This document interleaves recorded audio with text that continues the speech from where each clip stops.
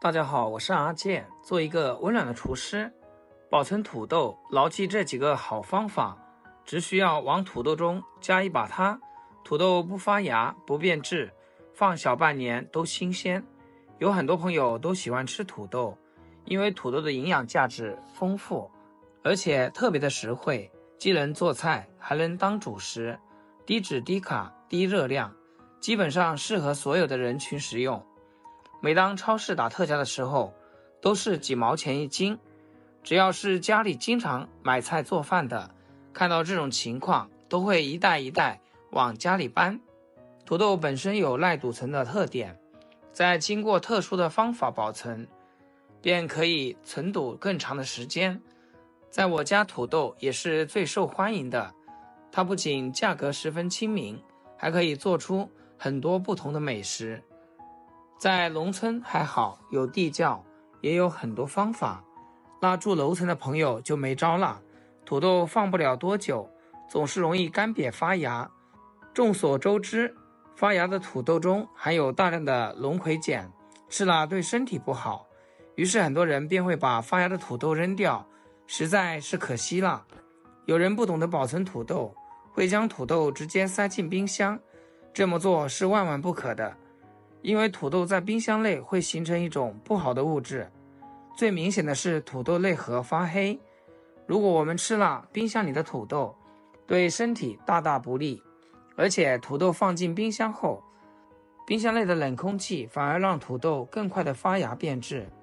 下面我就來分享幾個保存土豆的好方法。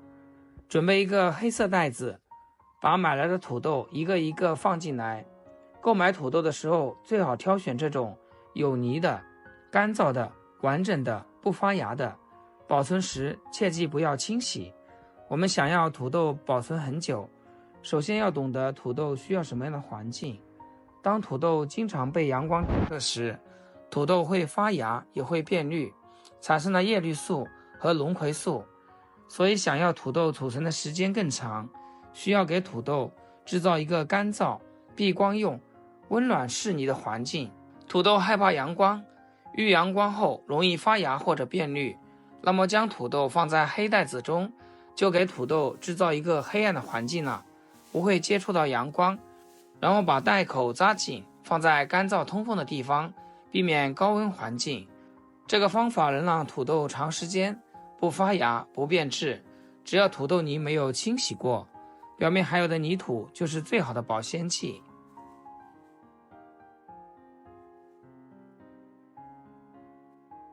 第二個方法也是特別簡單，叫水果保存法。我們可以準備一個袋子，然後將要保存的土豆放進來，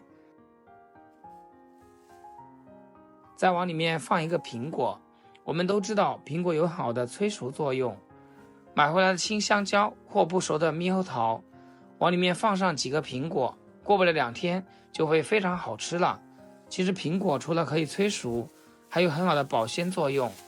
因為蘋果中會釋放一種叫做葉烯的氣體，能很好的抑制土豆發芽，也就降低了土豆的出芽率。只需要一起放進塑料袋中，把裡面的氣體排掉之後，再把袋口摘緊，同樣也放在陰涼通風處。其實這個方法是非常簡單實用的，因此想要長期儲存土豆時，可以考慮這個方法保存。放上10天半月是沒問題的，期間大家注意更換蘋果就行。最後就是第3個方法了，我們需要準備一個紙箱，紙箱大小大家根據土豆多少決定。這個方法就適合樓房用戶大量儲存。然後我們可以找一些平時不用的毛巾，或者是舊衣服、舊報紙，主要是吸水性好的，直接墊在紙箱底部。然後我們再把土豆挨個放進來，注意不要堆疊在一起，並排放就行。疊堆擠壓容易使土豆受重力擠壓破損，從而引起變質。接下來我們需要準備一點小蘇打。小蘇打是我們生活中最常見的一種食品清潔劑，均勻地撒一些在土豆表面。小蘇打為什麼能夠保存土豆呢？這是因為小蘇打它可以充當乾燥劑，可以吸附空氣中的多餘水分，從而就達到防止土豆發芽變綠的效果。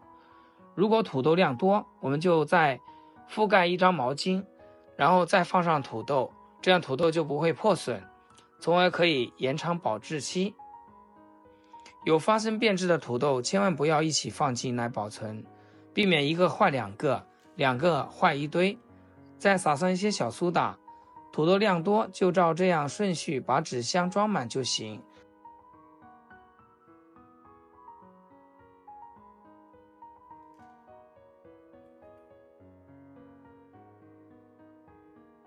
最後我们只需要把紙箱密封，再把紙箱放在陰涼通風的地方，記住紙箱不能直接放在地上，以免受潮，這樣就能保存1-2個月，土豆都不會發芽，也不會發青，更不會腐爛，會一直保持新鮮。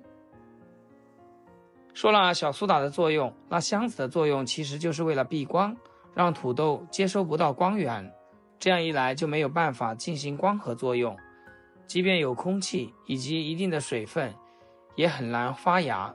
而毛巾的作用就在於防潮，同時保持其乾燥。保存土豆，溫度、濕度、光照是3個關鍵的因素。如果受到光照，土豆就會發青；如果溫度過高，土豆就會發芽；如果濕度過大，土豆就容易腐爛。那我們用紙箱搭配小蘇打毛巾，合理的避開了這幾個要素，就能保存土豆小半年依舊新鮮啦。以上3個方法就是今天給大家分享的保存土豆的方法，您覺得哪一個最實用呢？如果你還有更好的保存方法，記得在評論區留言討論哦。好啦，今天視頻就分享到這，咱們下期見。視頻最後祝大家天天開心，8顆牙齒曬太陽。